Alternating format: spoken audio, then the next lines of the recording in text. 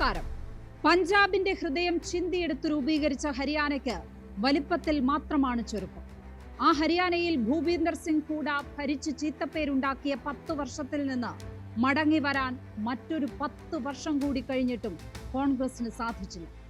മനോഹർലാൽ ഖട്ടാറും നയാബ് സിംഗ് സൈനിയും ഭരിച്ച 10 വർഷം BJPക്ക് ഒരു ക്ഷീണവും ഉണ്ടാക്കിയിട്ടുമില്ലെന്നാണ് ഫലം തെളിയിച്ചത്. ലഡാക്കിനെ ചിന്തി മാറ്റിയിട്ടും കശ്മീർ BJPക്ക് കയ്യെത്താ ദൂരത്ത് തന്നെയാണ്. പ്രത്യേക പദവി എടുത്തുകളഞ്ഞതിന്റെ ലക്ഷ്യവും മാർഗവുമാണ് ജമ്മുവിലെയും കശ്മീരിലെയും ജനത ചോദ്യം ചെയ്തത്. ആ തീരുമാനം തന്നെയാണ് ഈ ജനഹിതത്തിൽ പരാജയപ്പെട്ടത്. രാഹുൽ ഗാന്ധിയും ഒമർ അബ്ദുള്ളയും കൈകോർത്ത് മുന്നേറുമ്പോൾ നെഹ്റു ചേർത്ത് നിർത്തിയിരുന്ന ഫറൂഖ് അബ്ദുള്ളയെ ആരും ഓർത്തുപോകും. ഹരിയാനയിലും കശ്മീരിലും ഒന്നൊന്നടിച്ച് സമനിലയിൽ നിൽക്കുകയാണ് ഇന്ത്യയും NDAയും. സ്പോട്ട്ലൈറ്റ് ആരംഭിക്കുന്നു. ഹരിയാനയുടെ ചിഹ്നം വിളി. ഇന്ത്യൻ രാഷ്ട്രീയത്തിൽ എന്നും അതികായരാണ് ഹരിയാനക്കാർ. രാജ്യത്തിന്റെ നിലയും നിലപാടും പ്രതിഫലിക്കുന്ന കണ്ണാടി എന്നാണ് ഹരിയാന അറിയപ്പെട്ടിരുന്നത്. അടിയന്തരാവസ്ഥയ്ക്ക് പിന്നാലെ ഇന്ദിരയെ ദയനീയമായി തോൽപ്പിച്ചും ജനതാ പാർട്ടിയെ അത്യപൂർവ ഭൂരിപക്ഷം നൽകി വാഴിച്ചുമെല്ലാം രാജ്യത്തിന്റെ മനസ്സറിയിച്ചിരുന്ന ഇടമാണ്. സംസ്ഥാനമുണ്ടായി കഴിഞ്ഞ 58 വർഷത്തിലെ 53 വർഷവും 5 നേതാക്കൾ മാത്രമാണ് സംസ്ഥാനം ഭരിച്ചത്. ബൻസിലാലും, ദേവിലാലും, ഭജൻലാലും, മനോഹർലാലും, പിന്നെ ഭൂപീന്ദർ സിംഗ് ഹൂഡയും. ഗവർണർ GD തപസയെ എടുത്തിട്ട് തല്ലിയ മുഖ്യമന്ത്രി ദേവിലാലിന്റെ ചരിത്രം പേറുന്ന നാടാണ്. ആയാറാം ഗയാറാം പ്രയോഗം പിറവികൊണ്ട ഹരിയാനയിൽ ഇനി ചോദ്യം ഒന്നേയുള്ളൂ: ആരു നിൽക്കും, ആരു പോകും? ബാക്കിയുള്ളവർ കൂടി കോൺഗ്രസിൽ എത്ര കാലം നിൽക്കും എന്നാണ് ആ ചോദ്യത്തിന്റെ അർത്ഥം. നയാബ് സിംഗ് സൈനി 6 മാസം കൊണ്ട് മാറ്റിമറിച്ചതാണ് ഹരിയാനയുടെ ജാതകം. അഭിപ്രായ വോട്ടെടുപ്പിൽ പോലും അത് പ്രതിഫലിക്കാതിരുന്നത് എന്തുകൊണ്ടാകും? ഹരിയാനയുടെ ഫലം നോക്കി അഭിപ്രായ വോട്ടുകൾ പിന്നെയും പൊട്ടി എന്ന് പൂർണ്ണമായും പറയാൻ കഴിയില്ല. സീറ്റെണ്ണം കുറഞ്ഞെങ്കിലും വോട്ടെണ്ണം കൂടുതലുള്ള പാർട്ടി ഹരിയാനയിൽ കോൺഗ്രസ് തന്നെയാണ്. BJPയേക്കാൾ 1% വോട്ട് കൂടുതൽ പിടിച്ചത് കോൺഗ്രസ് ആണ്. എല്ലാ സീറ്റുകളിലും ശരാശരിക്ക് മേൽ വോട്ട് കോൺഗ്രസ് പിടിച്ചു എന്നതും ഇത്തവണത്തെ ഫലത്തെ വേറിട്ട് നിർത്തുന്നു. BJP ജയിച്ച ഇടങ്ങളിൽ ഏറെയും നിസ്സാര വോട്ടുകൾക്കാണ് മുന്നിലെത്തിയത്. കോൺഗ്രസ് ജയിച്ച ഇടങ്ങളിൽ 1-ാം തരം ഭൂരിപക്ഷം. സംസ്ഥാനത്ത് കോൺഗ്രസിന് അനുകൂലമായ ഒരു വികാരം ഉണ്ടായിരുന്നു എന്ന് തന്നെയാണ് ഈ കണക്ക് കാണിക്കുന്നത്. എന്നാൽ സ്ഥാനാർത്ഥി നിർണയത്തിൽ കോൺഗ്രസ് വരുത്തിയ പാളിച്ചകളാണ് സീറ്റെണ്ണം കുറച്ചത്. BJP മികച്ച സ്ഥാനാർത്ഥികളെ നിർത്തിയപ്പോൾ കോൺഗ്രസ് നടത്തിയ പരീക്ഷണങ്ങൾ പലതും പാളി. അതുമാത്രമല്ല ഈ തെരഞ്ഞെടുപ്പ് ഫലം കാണിക്കുന്നത്. ആം ആദ്മി പാർട്ടി നേടിയ 2%-നടുത്ത് വോട്ട് തോൽവിയിൽ നിർണായകമായി. ആ വോട്ട് ഇന്ത്യയുടെ പെട്ടിയിൽ വീണിരുന്നെങ്കിൽ തന്നെ സ്ഥിതി മാറുമായിരുന്നു. അരവിന്ദ് കെജ്രിവാളുമായുള്ള താൻ പോരിമയാണ് കോൺഗ്രസിനെ ഈ സ്ഥിതിയിൽ എത്തിച്ചത് എന്നും പറയാം.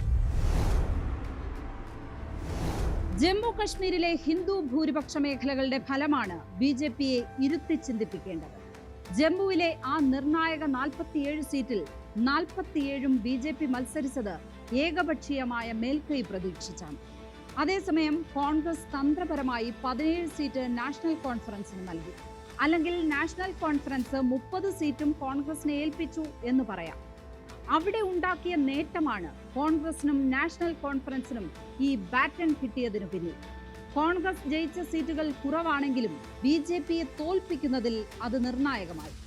മുഫ്തിയുടെ രാഷ്ട്രീയ ഇടിമിന്നലുകളിലും എഞ്ചിനീയർ റഷീദിന്റെ തീവ്ര ചുഴലികളിലും പെട്ട് തകർന്നുപോയ ഫറൂഖിനും മകൻ ഒമറിനും ഇനി അധികാരത്തിലേക്ക് ഒരു മടക്കമുണ്ടാകില്ലെന്ന നിലയായിരുന്നു.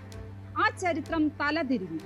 ഗുലാം നബി ആസാദ് തെറ്റിപ്പിരിഞ്ഞു പോയതോടെ രാഷ്ട്രീയ അടിത്തറ തന്നെ ഇളകി എന്ന നിലയിൽ നിന്നാണ് കോൺഗ്രസ് അധികാരം പങ്കിടുന്നത്.